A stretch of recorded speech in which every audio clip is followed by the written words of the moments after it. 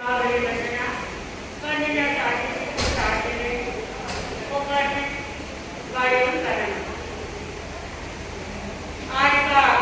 यह महिला मंडल का कार्यक्रम और इस आज के कार्यक्रम में अभी हमारी सहयोगिका बहन मंत्री ने 3 विषय बताए हैं और 3 विषयों का प्रतिपादन करने के लिए साथी को निवेदन किया। मैं अपनी बात एक छोटी सी घटना के माध्यम से प्रारंभ करूँ। किसान से कल से पूछा गया कि जीवन में सबसे जरूरी क्या है। समाधान की भाषा में संत ने कहा कि जीवन में 3 चीजों की बड़ी आवश्यकता होती है। सबसे पहले बताया स्वास्थ्य, दूसरा है आहार और तीसरा है आत्मविश्वास। प्रश्नकर्ता ने आगे प्रश्न किया कि इन तीनों में से किसी को छोड़ना पड़े तो सबसे पहले किसे छोड़े। समाधान की भाषा में संत ने कहा कि हम स्वास्थ्य को छोड़ दें तो कि स्वास्थ्य की इतनी अधिक आवश्यकता नहीं होती। अगला प्रश्न आया कि किसे दो कहते हैं, भोजन और आत्मविश्वास। इन दोनों में से किसी को छोड़ना पड़े तो पहले हम किसे छोड़े। समाधान की भाषा में कहा गया कि आहार को छोड़ दे, क्योंकि भाई बहनों आत्मविश्वास छूट जाता है तो सब कुछ छूट जाता है। व्यक्ति के भीतर में आत्मविश्वास होता है तो हर कार्य में सफलता प्राप्त कर सकता है। एक आत्मविश्वास ही ऐसा होता है जो हमें ऊर्जा संपन्न बनाता है और पराक्रमी बनाता है और हर कार्य में सफलता प्रदान कराता है। तो शायद आज के विषय भी ऐसे ही है कि यदि व्यक्ति के भीतर में हमारी बहनें पीछे आवाज बहुत कर रही है, शांति से सुनेगी तो ठीक रहेगा।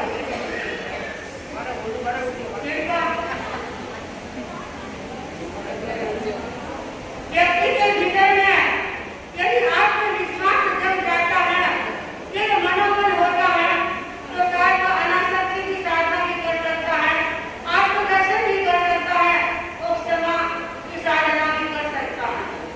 अभी यह चातुर्मास का समय है। हमारे भाई बहन बहुत सारे ऐसे भाई बहन हैं जो अनासक्ति की साधना कर रहे हैं। अनासक्ति की साधना में हम तपस्या को लेते हैं कि व्यक्ति के भीतर से अनासक्ति की भावना जग जाती है और तपस्या के क्षेत्र में आ जाता है। तो उपवास से लेकर के लंबी तक की तपस्या, अक्सर करके तपस्या आपकी साधना क्षेत्र में साधी सिद्धि के सानिध्य में हुई है। तो ये सब क्या है, एक अनासक्ति की भावना होती है। आगो में उदाहरण आता है कुरकुरु मुनि का कि जो एक उपवास करना भी उनके लिए संभव नहीं था और संपत्ति के व्यक्ति वह गोष्ठी लेकर के आए। गोष्ठी में उनको उनकी सुखी खिचड़ी मिली और हमारा नियम है साधु का कि जो भी बड़े होते हैं उनको मालूम करना होता है। जब गोष्ठी लेकर के आए कुरकुरु मुनि, गुरु को मालूम की तो गुरु ने क्या किया, दिखा है तुम्हारे जीवन को कि एक संपत्ति का उपवास नहीं कर सकते हो और उस खिचड़ी में थूक दिया।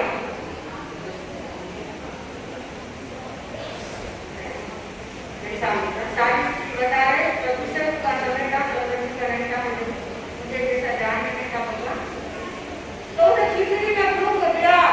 लेकिन मुनि की अनासक्ति की साधना देखे हम कि उन्होंने क्या चिंतन किया, आत्मचिंतन किया कि कितना अच्छा हुआ आज खिचड़ी में मुझे घी नहीं मिला है तो मेरे गुरु ने इस खिचड़ी में घी डाला है और अनासक्त भाव से उसे खिचड़ी को खा लिया। और ऐसी अनासक्ति उत्कृष्ट साधना उन्होंने केवल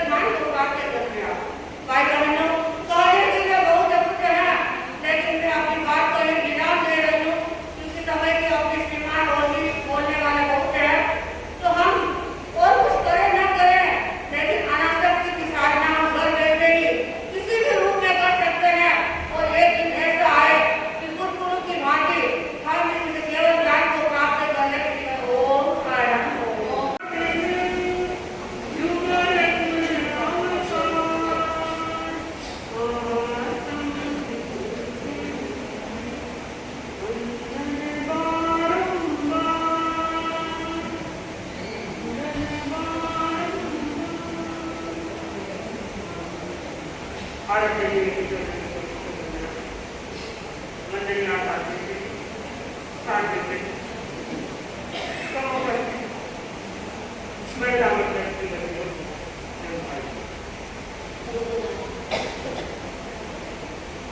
संसार में दो प्रकार के प्राणी रहते हैं, एक पुण्यशाली, एक पुण्यहीन।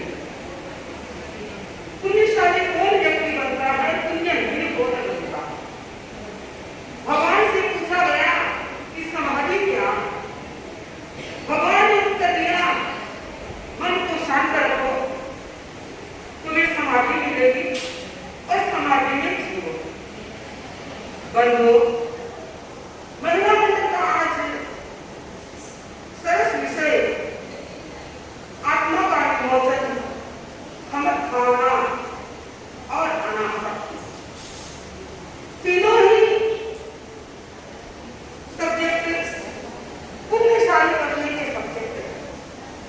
तीनों ही सब्जेक्ट समाधि पाने के सब्जेक्ट हैं, शांति पाने के सब्जेक्ट हैं। बंधु, जब व्यक्ति कोई भी कार्य करता है, उसमें सद्विचार होता है या असद्विचार होता है। जब सद्विचार होता है तो व्यक्ति उन्नति की ओर बढ़ता है, और जब असद्विचार होता है तो अवनति की ओर बढ़ता है। यह अवनति ही व्यक्ति को राग द्वेष के गर्त में गिराती है, आत्मा को मलिन करती है और संसार में भटकाती है। भगवान महावीर ने कहा कि खमक भावना आत्मा का विमोचन, यानी आत्मा का शुद्धिकरण, आत्मा को कर्मों से मुक्त करना, ये ऐसे अमृत रसायन है कि इन अमृत रसायनों के माध्यम से व्यक्ति अमर हो सकता है। इनका सेवन व्यक्ति को प्रतिदिन करना चाहिए, हर क्षण करना चाहिए, क्योंकि जितना इनका सेवन किया जाएगा उतनी हमारी आत्मा परिपुष्ट बनेगी, उतनी हमारी आत्मा कर्म से विमोचित होगी और उतनी हमारी मन की निर्मलता बनेगी। बंधु, आपका और हमका सबका लक्ष्य है मोक्ष प्राप्त करना, और मोक्ष प्राप्ति शब्दों से नहीं हो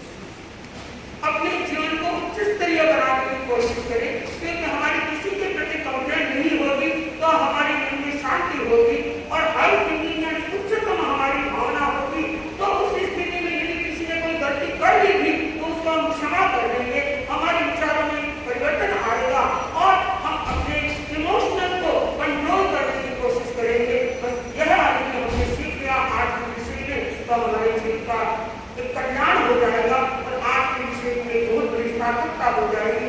मैं बस बड़े माता जी मेरे को 2 दिन का जीवन शिकायत किया है, मैं एक घंटा बताना चाहती हूँ। हसीराम गोस्वामी प्रवचन कर रहे थे, बीच में उन्होंने जयकारा दिया, कोई व्यक्ति उपस्थित था लेकिन कोई वंदना नहीं कर रहा था। तो उस वक्त लोगों ने पूछा कि आप किनको जयकारा दे रहे हैं? तो कहा गया एक भाई मेरे एक से आया है, वो दर्शन कर रहा है। कितने में रोने की आवाज आई तो पूछा गया रोना तो कोई यहाँ पर ही नहीं रहा है, फिर किसकी आवाज आ रही है? तो हसीराम जी ने फरमाया कि वो व्यक्ति वो देव रो रहा है। पूछा गया क्यों रो रहा है, किसलिए रो रहा है? कि ये पिछले जन्म में 2 भाई थे और 2 भाई होने के नाते दोनों में झगड़ा चल रहा था, संपत्ति को लेकर के वाद विवाद चल रहा था, कोर्ट कचहरी चले थे। संतों ने समझाया कि भाई की क्षमा याचना करे, अपने भाई से छोटे भाई से बड़े भाई को समझाया तो बड़े भाई ने संतों की बात मान करके उनसे क्षमा याचना की। लेकिन छोटे भाई के मन में इतना अहंकार था कि उसने क्षमा याचना नहीं की। दोनों ने जब मृत्यु प्राप्त की तो जिसने क्षमा याचना नहीं की वो निरंतर गति में गया और आज मेरे सामने रो रहा है। मैं उससे ये कह रहा हूँ कि तू क्षमा याचना नहीं की, इसलिए तुम्हें इसका फल भुगतना पड़ रहा है। आगे के लिए तुम सावधान हो और तुम जाकर के क्षमा याचना कर ताकि तुम्हारी आत्मा निर्मल बन जाए। और तुम्हें इसी बहाने से अपने आत्मा को निर्मल बनाने के लिए हमें अपना चिंतन करना है, अपने भीतर को जानना है। मेरा मंदिर का बहुत अच्छा विषय है और कर्मठ यह अध्यक्षा मंत्री आदि महिला मंडल के लिए सभी अपना कार्य बहुत ही अच्छी रूप से कर रहे हैं। मंगल कामना शांति उपस्थित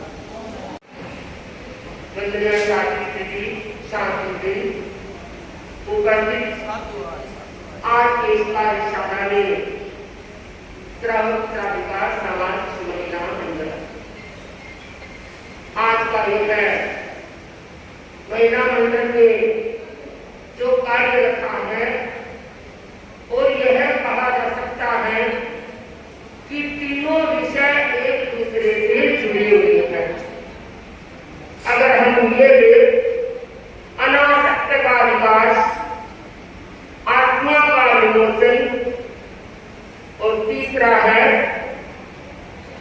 क्षमा का विकास जीवन में कैसे हो, अगर हम गहराई से देखें तो ये तीनों एक दूसरे से जुड़े हुए हैं। आत्मा का विमोचन, आत्मा के इर्द गिर्द में ये सारे जुड़े हैं, क्योंकि अगर एक आत्मा हमारी ऐसी गति के साथ कार्य करती है और आत्मा के द्वारा ही व्यक्ति अनासक्त जीवन जी सकता है और एक दूसरे को क्षमा प्रदान कर सकता है। क्योंकि भगवान ने हमें बहुत अच्छा रास्ता बताया है कि आत्मा क्या है।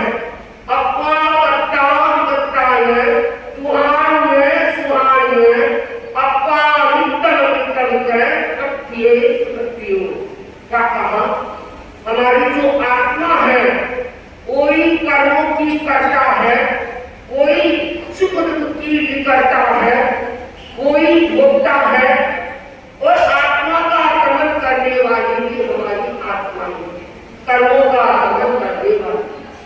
अब हम देखें, अगर कोई चाहता है कि मैं अपने जीवन में क्षमा लेना और देना सीखूं, अगर आत्मा नहीं है तो कुछ नहीं कर सकती। और आत्मा के बिना शरीर भी हमारा बेकार है। जब तक हमारी शरीर में आत्मा की प्रक्रिया चलती है, आत्मा है, तब तक हम अपने जीवन में कार्य कर सकते हैं। तो बड़ा सुंदर विषय। और अगर कोई व्यक्ति आत्मा को पहचान लेता है, राग द्वेष से ऊपर उठ जाता है और यह आत्मचिंतन करता है, क्योंकि भगवान ने कहा कि रात्रि कालीन में सोते समय हर व्यक्ति को आत्मचिंतन करना चाहिए और वो आत्मा के द्वारा ही कर सकते हैं। क्या चिंतन करें? हम अपने पूरे जीवन काल में या आज के इस पूरे दिन में मैंने अपने लिए क्या किया है और किसी के साथ में राग द्वेष की वृत्ति तो नहीं हुई, बहनों, मैंने अपने जीवन में अनासक्त जीवन जिया या किसी पदार्थ के प्रति या किसी कार्य के प्रति मेरी आसक्ति बनी हुई हो। ये चिंतन हम आत्मा के द्वारा कर सकते हैं। तो आत्मा एक हमारा जो चैतन्य है वो एक ऐसा हमें मिला है जिससे हम इस जीवन को सार्थक बना सकते हैं। तो ऐसे विषय अगर इसको घंटा तक प्रतिपादित करते रहे तब हमें पता चलता है हमारी आत्मा क्या है, अनासक्ति भावना आत्मा के द्वारा कैसे कर सकते हैं और क्षमा कैसे कर सकते हैं। एक व्यक्ति क्रोध के द्वारा, मान के द्वारा, माया के द्वारा, लोभ के द्वारा वह संसार में फंस जाता है और एक व्यक्ति क्षमा विनश्य भूषणम, इस क्षमा रूपी आभूषण को अपने जीवन में धारण कर लेता है। अगर कोई भी हमारे सामने परिस्थिति आती है, कोई घटना घटित होती है, उस समय हम समभाव से रहें, क्योंकि समता सबसे बड़ा कारण है। क्षमा का जो भूषण है वो हमारी समता है। समता जीवन में आ जाए तो वह हर परिस्थिति में, चाहे अनुकूल हो चाहे प्रतिकूल हो, हर परिस्थिति में सब रह सकता है, सब वही रह सकता है। जिसके जीवन में क्षमा रूपी आभूषण होता है, समता रूपी पतवार हाथ में होती है, तो हम आज के विषय को सब चिंतन करेंगे। हमारे जीवन में अनासक्त भावना बने, पदार्थ के प्रति, शरीर के प्रति भी हमारी आसक्ति न रहे, अनासक्ति की साधना करेंगे। और कोई हमें कुछ भी कर दे, कटु शब्द भी कर दे, तो उसे हम सहज रूप से स्वीकार कर लेना चाहिए। क्षमा देना लेना कोई बड़ा व्यक्ति बन सकता है। तो मैं महिला मंडल की अध्यक्ष सरोज जी और मंत्री सुमन जी और इनकी जो पूरी टीम है जो इस बार इस दिल्ली में अपने क्षेत्र में अच्छा काम कर रही है, कि टीम भी सक्षम है और साथी सिंह जी की ऐसी प्रेरणा और गुरुदेव की शक्ति से सब जगह अच्छा अपने क्षेत्र में कार्य कर रही है। तो मैं ये कहना चाहूंगी, आप गुरु दृष्टि की आराधना करती हुई और साधु संत जहां रहते हैं उनकी दृष्टि की आराधना करते हुए आप उत्तरोत्तर कार्य करते रहे, संत का वर्चस्व बढ़ाते रहे और अपने जीवन में ऐसे विषयों को प्रतिपादित करते हुए, जीवन में धारण करते हुए आगे बढ़ते रहे। ऐसी हम सबकी भावना है। इन्हीं भावनाओं के साथ ओम अरहम, ओम अरहम। भाइयों, महिला मंडल की पूरी दिल्ली नए नए आयामों के माध्यम से, कभी रंगोली तो कभी आध्यात्मिक भावना, तो कभी समायापना, तो कभी क्या है अनासक्त भाव। कहने का तात्पर्य है कि भगवान की का है। और आचार्य ने बताया है कि कहते हैं जीवन में पुण्य नहीं है तो मौत बिगड़ जाती है। कहते हैं जीवन में पुण्य नहीं है तो मौत बिगड़ जाती है, और अगर जीवन में धर्म नहीं है तो परलोक बिगड़ जाता है। मृत्यु के बाद जिंदा रहना आसान नहीं है, पर इसके लिए जीवन में सत्कर्म करो और अमर बनो। कितना सुंदर का है कि सत्कर्म करने के लिए आज का विषय बहुत ही सुंदर है कि अनासक्त भाव। और क्या है कि क्षमा याचना हम किस प्रकार से कर सकते हैं और आत्मा को विमोचन यानी आत्मा को प्राप्त कैसे कर सकते हैं। भगवान महावीर ने जैसे बताया है कि आत्मा को वही व्यक्ति प्राप्त कर सकता है, आत्मा से परमात्मा स्थान को वही व्यक्ति पहुंच सकता है जिनकी भावना में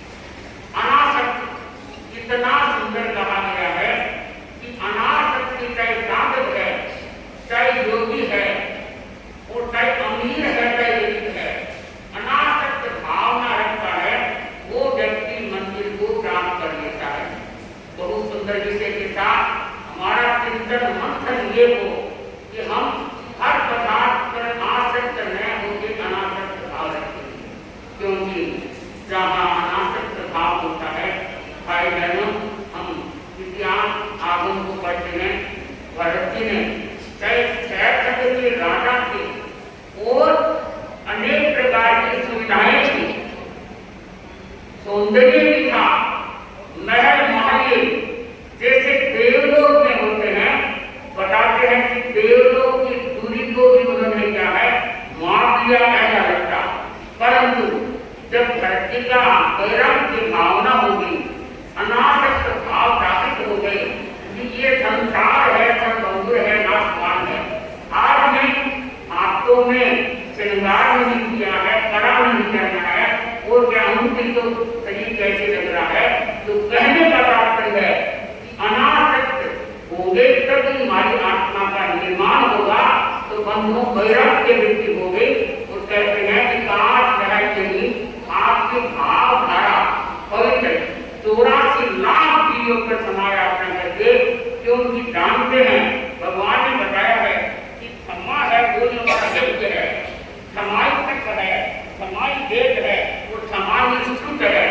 4 चीजों को व्यक्ति खाट लेता है, वो अनासक्त भावों को अपना लेता है।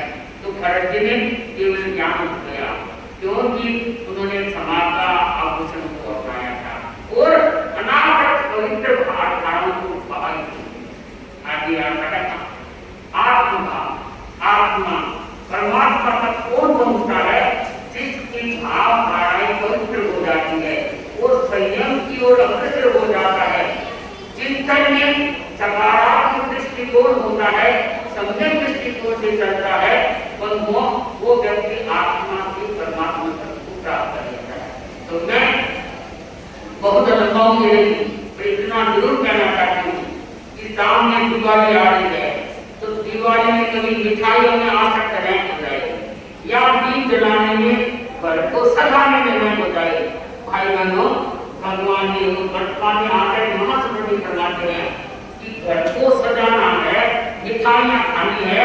इसके साथ साथ हमें पहले ये समझना है कि आत्मा को सजाना है, आत्मा को सजाना है, क्योंकि क्षमा कहते किसी ने हमारा गुरुओं ने हमें बताया है कि आत्मा अवलोकन का जो व्यक्ति झाड़ू ले लेता है, जैसे घर के कचरे को निकालता है झाड़ू से, तो आत्मा अवलोकन का झाड़ू ले लेता है। तो गुरु ने हमें वो झाड़ू दिया है, उससे हम आत्मा के कचरे को निकाल सकते हैं, तो आत्मा से परमात्मा पद को प्राप्त कर सकते हैं। तो मेरा यही कहना है कि सामने दिवाली आ रही है, तो हर भाई बहन ये सोचे हमारा घर कहीं सूखा न रहे, तेरे की समस्या हर घर में करनी होनी चाहिए।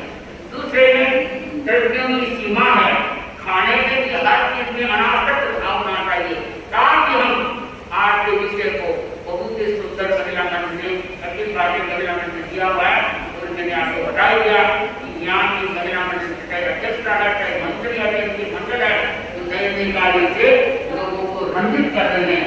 और स्वीकार से करूँ कार्य के साथ आत्मा में अंतर करने, तो हमारा जीवन सफल और महान बन जाता है। क्यों? कि गुरु होते हैं, गुरु हमें मार्गदर्शन करते हैं, गुरु हमारे अंदर बुराई हम का विध्वंस कर देते हैं, और जो क्या है अच्छा है हमको मार्गदर्शन देते हैं, आगे बढ़ा देते हैं। तो बंधुओं, आप परिवार में आचार्य महाप्रभु जी जैसे गुरु जो कि सूरत की धरती के विराजमान है, अभी पूरा बनाना जी बताया वो विषय वर्तमान में जब तो वो बताते रहते हैं कि वास्तव में जो सूरत में देखिए प्रोग्राम कर रहे हैं, गुरु का आभा मंडल एक क्या है, चाहे सूर्य का तेज लेना चाहता है व्यक्ति, चंद्रमा का तेज लेना चाहता है, पर आकर बहुत ऐसे है अंतर की ज्योति को प्राप्त करवाते हैं।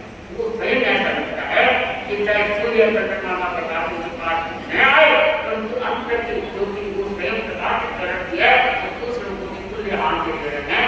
तो हम आज के दिन को हर भाई बहन है, चाहे महिला मंडल है, उसको इस रूप से मनाने के साथ में हमारा काम हो, अनासक्त भाव हो, समायातना हट जाते रहे और आत्मा से परमात्मा पद को प्राप्त कर सके।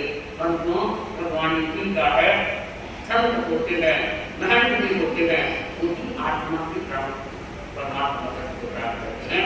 तो साधु जीवन के साथ साथ प्राप्त है, वो भी क्या होता है कि संत में इस प्रकार से साधना तपस्या करके अपने जीवन की जो मूल नींव है, महल उसकी नींव को मजबूत करके एक दिन से जो मजबूत बन जाता है।